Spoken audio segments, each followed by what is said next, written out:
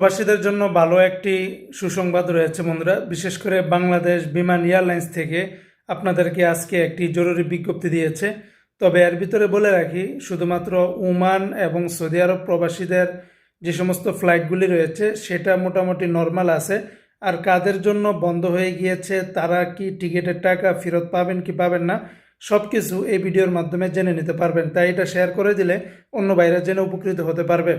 আজকে বিমান বাংলাদেশ এয়ারলাইন্স থেকে তারা যে বিজ্ঞপ্তিটা দিয়েছে, সেখানে তারা বলেছে যে আগামী গত 28শে ফেব্রুয়ারি, অর্থাৎ ফেব্রুয়ারি মাসের একদম শেষ তারিখ থেকে নিয়ে মধ্যপ্রাচ্যের যে পরিস্থিতি, সেটার কারণে অনির্দিষ্টকালের জন্য তারা কয়েকটি রুটে ফ্লাইট একেবারে বন্ধ করে দিয়েছে। যেমন আগে থেকে যেটা বন্ধ ছিল, যেমন আবুধাবি, তারপরে শারজা, দুবাই, দোহা, কুয়েত, দাম্মাম, এই কয়টা রুটে এখনও পর্যন্ত অনির্দিষ্টকালের জন্য বন্ধ করে দিয়েছে। তবে যেসব রুটে বর্তমানে ফ্লাইট চলাচল রয়েছে সেটা হলো Jeddah, Medina, Riyadh, Muscat. Saudi আরবের এই জেদ্দা, মদিনা, রিয়াদ, তবে দাম্মামে কিন্তু আবার ফ্লাইট চালু নেই। সৌদি আরবের জেদ্দা, মদিনা, রিয়াদে চালু আছে।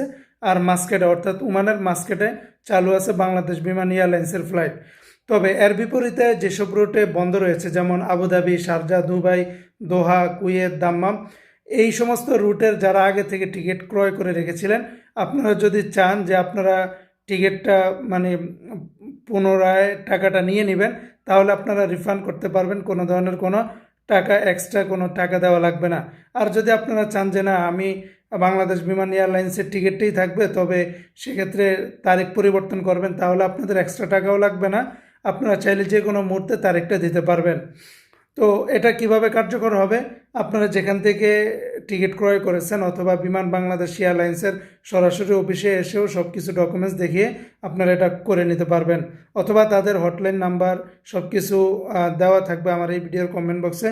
তাদের এই নাম্বার থেকেও আপনারা যোগাযোগ করে তথ্যগুলি নিতে পারবেন।